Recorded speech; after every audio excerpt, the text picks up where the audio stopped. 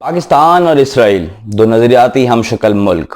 دنیا میں ملک عموماً تہذیب، زبان اور نسل کی بنیاد کے اوپر بنائے جاتے ہیں، مگر یہ دونوں ملک ایسے ہیں جو کہ مذہب کے نام پہ بنائے گئے ہیں. ایک طرف پاکستان ہے کہ جو اسلام کے نام کے اوپر بنایا گیا ہے، اور دوسری طرف یہودیت کے لیے اسرائیل. پاکستان نے شروع سے ہی اسرائیل کو تسلیم کرنے سے انکار کر دیا تھا. پاکستان کے فاؤنڈر قائد اعظم محمد علی جناح نے پاکستان کی فورن پالیسی اسرائیل کے حوالے سے واضح اس وقت کر دی جب انہوں نے ایک انٹرویو میں بالکل سیدھے اور کھلے الفاظ میں اسرائیل کو تسلیم کرنے سے انکار کر دیا. پاکستان کے پہلے فورن منسٹر ظفر علی خان نے بھی اسی موقف کو دنیا کے سامنے پیش کیا. لیکن سوال یہ ہے کہ اب جب عربوں نے اسرائیل کو تسلیم کرنا شروع کر دیا ہے اور کئی اسرائیلی اور عرب نیوز اخبار یہ کہہ رہے ہیں کہ پاکستان بہت جلد اسرائیل کو تسلیم کرنے والا ہے، تو کیا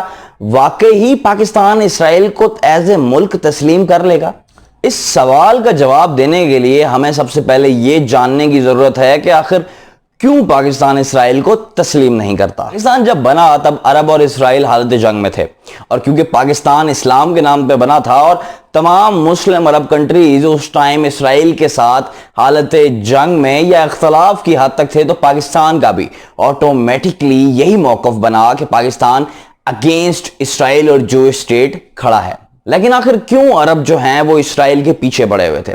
عرب اسرائیل کے پیچھے اس زمین کے ٹکڑے کے لیے پڑے ہوئے تھے جہاں پہ آج اسرائیل موجود ہے، اور یہ کبھی فلسطین ہوا کرتا تھا. اب اس معاملے کو سمجھنے کے لیے ہمیں اس خطے کی زمین کے ٹکڑے کی تاریخ کو جاننے کی ضرورت ہے کہ آخر کیوں عرب اور یہود ایک دوسرے کے آمنے سامنے ہیں. یہودیوں کی تاریخ کے مطابق یہودی یعنی بنی اسرائیل کی ابتدا یا اوریجن اسی علاقے سے ہے، اور اسی علاقے میں جہاں پہ آج اسرائیل موجود ہے، یہاں پر حضرت داؤد اور حضرت سلیمان کی خلافت موجود تھی، اور حضرت سلیمان نے ہی وہ عمارت بنائی جسے یہودی فرسٹ ٹیمپل اور مسلمان بیت المقدس کہتے ہیں. یہ یہودیوں کی تاریخ کا سب سے سنہری دور تھا. اس دور میں یہودیوں نے بڑے ہی ترقی کی اور بڑی خوشحالی سے وقت گزارا، لیکن آخرکار ان کا یہ اچھا وقت گزر گیا، اور اس اچھے وقت کے بعد یہودیوں کو تقریباً 3000 سال تک مار پڑتی رہی ہے. ہوا یہ کہ حضرت سلیمان کے جانشین نااہل نکلے.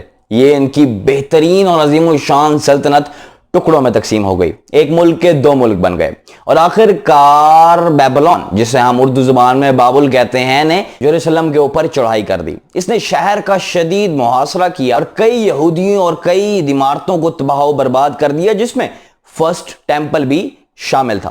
بیبلون کے اس حملے کا مقصد بیسیکلی ٹریڈ روٹ کو سیکیور کرنا تھا، کیونکہ یہودی جو تھے بیبلون کے ٹریڈ روٹ کو بالکل بھی پسند نہیں کرتے تھے اور اس کو تھریٹ کر رہے تھے، جس کی وجہ سے مجبوراً بیبلون کو حملہ کرنا پڑا.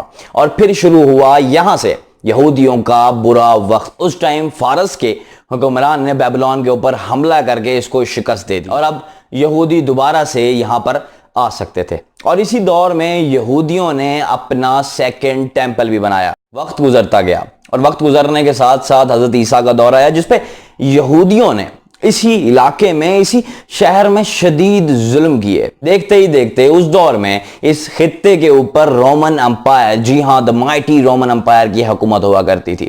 وقت گزرنے کے ساتھ ساتھ رومن امپائر کا بادشاہ عیسائی ہو گیا. اس بادشاہ کا عیسائی ہونا تھا کہ دوبارہ سے یہودیوں کے اوپر ظلم و ستم کی ایک نئی داستان شروع ہو گئی، کیونکہ یہودی ہی وہ لوگ تھے جنہوں نے حضرت عیسیٰ پہ ظلم کیے تھے، اور تبھی رومنز نے یہودیوں کے اوپر اس شہر کے اندر داخلے کے اوپر پابندی لگائی اور یہودیوں کا سیکنڈ ٹیمپل بھی تباہ و برباد کر دیا. اور آج اس وقت اس مندر کی، اس سیکنڈ ٹیمپل کی صرف ایک دیوار بچی ہے جس کو دیوار گریا کہا جاتا. وقت گزرتا گیا، یہودیوں کو اپنے اس مقدس میں داخلے تک کی اجازت نہیں تھی. یہ اسی طرح سے ہے کہ جس طرح سے مسلمانوں کو مکے اور مدینہ شریف جانے سے روک دیا جائے. وقت گزرنے کے ساتھ ساتھ جب حضرت عمر کا دور آیا تو حضرت عمر نے یہودیوں کو اس شہر میں آنے کی، آباد ہونے کی دوبارہ سے اجازت دے دی، اور یہودیوں کے کچھ دن بہتر آئے. کچھ عرصے بعد، کچھ سالوں کے بعد جب پہلی کرسیڈ ہوئی تو یہ علاقہ دوبارہ سے عیسائیوں کے ہاتھ میں چلا گیا اور دوبارہ سے یہودیوں کے اوپر ظلم کیے گئے. پھر صلاح الدین ایوبی کا دور آیا، اور صلاح الدین ایوبی کے دور میں بھی یہودیوں کے حالات کافی حد تک بہتر رہے۔ وقت اور حالات گزرتے گئے، ان سب سے ایک چیز تو یہ ثابت ہو گئی کہ دنیا یہودیوں کو اچھا نہیں سمجھتی، اور اس کے ذمہ دار خود یہودی اپنے اعمال کے خود ذمہ دار تھے۔ یہ کیا کرتے؟ یہ عیسائیوں کو قرضے دیا کرتے سود کے اوپر، اور ان کو ایک ڈیپتھ ٹریپ میں پھنسا لیتے، جس کی وجہ سے عیسائی ان کو بالکل بھی پسند نہیں کرتے تھے۔ اس ساری تاریخ میں یہودیوں اور عیسائیوں کے درمیان، جی ہاں، یہودیوں اور عیسائیوں کے درمیان شدید دشمنی رہی ہے، اور مسلمانوں نے ہمیشہ یہودیوں کو بچایا ہے ان مظالم سے جو ان کے اوپر عیسائی کیا کرتے تھے۔ لیکن آج کہانی بالکل مختلف ہے۔ صدیاں گزرتی گئیں اور آخرکار یہودیوں کو ایک بات کا احساس ہو گیا کہ اگر وہ یروشلم کے اندر رہیں گے تو ان کے اوپر ظلم مزید بڑھا دیے جائیں گے۔ وہ ان ظلم سے بچنے کے لیے دنیا میں یورپ کے کئی ملکوں میں جا کر آباد ہو گئے، چھپ گئے۔ دور چل رہا تھا آٹومن امپائر کا۔ جب پہلی ورلڈ وار چلی اور آٹومن امپائر کو شکست ہوئی تو یہ ایریا جو تھا یہ برٹشرز کے ہاتھ میں چلا گیا اور یہ برٹش مینڈیٹ آف پیلسٹائن بن گیا۔ اس سے پہلے ہوئی فرسٹ عالیہ۔ عالیہ بیسیکلی یہودیوں کے یہاں کہتے ہیں مائگریشن کو۔ اس عالیہ کے اندر پوری دنیا سے یہودی اس شہر کے اندر آباد ہونے لگ گئے، اور 1890 کے اندر وقت تو یہ آیا کہ اس شہر کے اندر یہودیوں کی آبادی میجورٹی میں آ گئی۔ پھر زائنزم شروع ہوا۔ زائنزم بیسیکلی، زائن اس پہاڑی کا نام ہے جہاں سے حضرت داؤد شہر کی نگرانی کیا کرتے تھے۔ وقت گزرتا گیا، یہودیوں کو مار پڑتی گئی۔ پہلی جنگ عظیم کے بعد جرمنی نے یہ کہا کہ یہ یہودی ہی وہ لوگ ہیں جو ان کی شکست کی وجہ بنے ہیں، جس کے بعد یہودیوں کو چن چن کے مارا گیا، جسے ہم ہولوکاسٹ کا نام دیتے ہیں۔ دوسری جنگ عظیم ہوئی، اس میں بھی یہودیوں کو مار ہی پڑی ہے، جس کے بعد یہودیوں کو ایک الگ ملک برٹشرز نے بنا کے دے دیا۔ اس ساری مائگریشن کے اندر جب یہودی پوری دنیا سے اٹھ کر اسرائیل یا فلسطین کے اندر آ رہے تھے، اس کو برٹشرز نے بہت زیادہ سپورٹ کیا اس مائگریشن کو، کہ جس طرح سے وہ یہ چاہتے تھے کہ یہاں پر یہودیوں کا ایک ملک بنے۔ اس لمبی اور طویل مار پڑنے کے بعد یہودیوں نے یہ ریلائز کیا کہ اب ان کو ایک ملک کی ضرورت ہے، اور جب یہ ملک بنا تب پوری عرب دنیا ان کے خلاف ہو گئی۔ کیوں خلاف ہوئی؟ کیونکہ عربوں کو یہ لگا کہ یہودیوں نے ان سے ان کی زمین چھین لی ہے، کہ یہ ملک، یہ خطہ جو کہ مسلمانوں کے لیے انتہائی مقدس ہے اور مسلمانوں کا پہلا قبلہ اول ہے، وہ برٹشرز نے، عیسائیوں نے یہودیوں کو دے دیا ہے۔ اور یہاں پر شروع ہوا کلیش، کیونکہ اسی ٹائم ہی پاکستان بنا تھا، اور ایک نیا زخم مسلم دنیا کے اوپر برٹشرز کی جانب سے لگایا گیا تھا یہودیوں کو یروشلم دے کر، جس کی وجہ سے پاکستان بھی اسی بلاک کے اندر شامل ہو گیا، کیونکہ پاکستان ایک مسلم کنٹری تھا اور عرب ملکوں کے ساتھ کھڑا ہوا تھا، اور ایک طویل تاریخ رکھتا تھا عربوں کے ساتھ دوستی کی، جس کے بعد پاکستان بھی اسرائیل کا دشمن بن گیا۔ عربوں نے تقریباً 5 سے 6 جنگیں لڑی ہیں۔ 1967 کے اندر 6 ڈے چلنے والی وار میں عربوں کو اپنی تاریخ کی شدید شکست ہوئی یہودیوں سے۔ ان تمام جنگوں سے آخرکار عرب یہ سبق سیکھ رہے ہیں کہ وہ اسرائیل سے نہیں جیت سکتے، اور آہستہ آہستہ دیکھتے ہی دیکھتے کئی مسلمان ممالک نے یہودیوں کو، اسرائیل کو تسلیم کرنا شروع کر دیا ہے۔ ان مسلمان ممالک میں آپ آج کل لیٹسٹ جو چلے ہیں وہ ہے متحدہ عرب امارات اور بحرین کی جو ڈیل سائن ہوئی ہے۔ اس سے پہلے کہا یہ بھی جا رہا ہے کہ قطر اور کویت بھی ان ممالک میں شامل ہیں، عمان اور سوڈان بھی اس لسٹ کے اندر شامل ہیں۔ اس سے پہلے مصر اور جارڈن تو پہلے ہی اپنی شکستوں سے سیکھ کر اسرائیل کو تسلیم کر چکے ہیں۔ تو آخر ہم اس سارے سینیریو کے اندر کہاں کھڑے ہیں؟ ہماری پالیسی جو کہ عرب پالیسی کے اوپر بیس کرتی تھی، وہ اب کہاں پہ سٹینڈ کرتی ہے؟ اس سارے سینیریو کے اندر جب عمران خان پاکستان کے وزیر اعظم سے اس سوال سے متعلق پوچھا گیا کہ سر کیا آپ اسرائیل کو تسلیم کر لیں گے پاکستان کی جس طرح سے عرب ممالک تسلیم کر رہے ہیں، تو عمران خان نے ایک واضح موقف پیش کیا کہ جب تک 2 اسٹیٹ فارمولے کے اوپر عمل نہیں ہوتا۔ 2 اسٹیٹ فارمولہ کیا ہے؟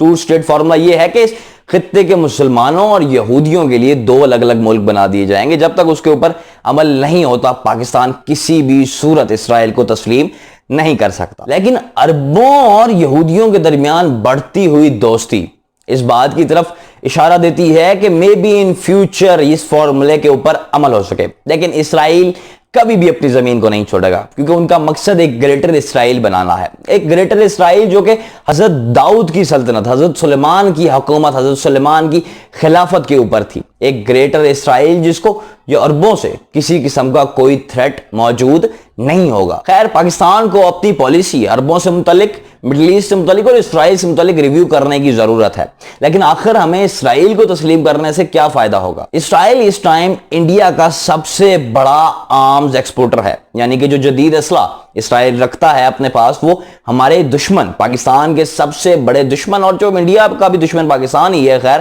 یہ میں انبائسڈ بات کر رہا ہوں، پاکستان کے سب سے بڑے دشمن انڈیا کو اسرائیل جدید ترین ہتھیار اور ٹیکنالوجی فراہم کرتا ہے اور ایک بہت بڑی مارکیٹ ہے۔ اگر پاکستان اپنے حالات اسرائیل سے بہتر کر لے تو پاکستان کو بہتر ٹیکنالوجی اور بہتر ہتھیار مل سکتے ہیں۔ خیر اس کہانی کا دوسرا رخ یہ بھی ہے کہ پاکستان اس لیے بھی اسرائیل کو تسلیم نہیں کر سکتا کیونکہ کشمیر اور فلسطین یہ دونوں جڑواں تنازع ہیں، اور اگر پاکستان اسرائیل کے فلسطین کے اوپر قبضے کو تسلیم کر لے تو پاکستان کو بھارت کے کشمیر کے اوپر قبضے کو بھی تسلیم کرنا پڑے گا۔ یہ دوسری اور ماڈرن ریزن ہے پاکستان کی اسرائیل کو تسلیم نہ کرنے کی۔ خیر یہ ایک علیحدہ بحث ہے، اس کے اوپر میں مزید بات نہیں کرنا چاہتا، کیونکہ ایک اخبار میں تو یہ بھی چھپا ہے کہ پاکستان اس ٹائم اسرائیل پاکستان کا نمبر 1 انیمی ہے، نہ کہ بھارت۔ تو اینڈ سولوشن کیا ہے؟ یعنی کہ ساری ڈسکشن کا مطلب کیا ہے کہ کیا پاکستان اسرائیل کو تسلیم کر لے گا؟ پاکستان اسرائیل کو تسلیم کر سکتا ہے، لیکن اس صورت کے اوپر جب اسرائیل فلسطین کو تسلیم کر لے اور اس خطے میں 2 ملک بن جائیں، یعنی کہ فلسطین مسلمانوں کے لیے اور اسرائیل یہودیوں کے لیے۔ اسی ایک صورت میں ہی یہودیوں کے درمیان پاکستان کے درمیان صلح ہو سکتی ہے۔ ماضی میں پہلے بھی یہودیوں کے درمیان اور مسلمانوں کے درمیان معاہدے ہوتے رہے ہیں، یہ کوئی نئی بات نہیں ہے کہ کوئی مسلمان یہودی کے ساتھ کسی بھی قسم کا کوئی معاہدہ نہیں کر سکتا۔ بہرحال پاکستان کو اپنی پالیسی ریویو کرنے کی ضرورت ہے۔ پاکستان اور اسرائیل کو اتنا کوئی خاص فائدہ نہیں ہونے والا، یعنی کہ اگر پاکستان اسرائیل کو تسلیم کر لیتا ہے یا اسرائیل پاکستان کو تسلیم کر لیتا ہے تو یہ اتنا کوئی خاص میوچل بینیفیشل نہیں ہے دونوں ملکوں کے لیے۔ خیر میں امید کرتا ہوں یہ سارا ٹاپک آپ کو بڑے اچھے طریقے سے سمجھ آیا ہوگا۔ میں آپ کے فیڈ بیک کا کمنٹ سیکشن میں منتظر ہوں، رائے سے مجھے ضرور لگا کیجیے گا۔ اگلی ویڈیو تک کے لیے اللہ حافظ۔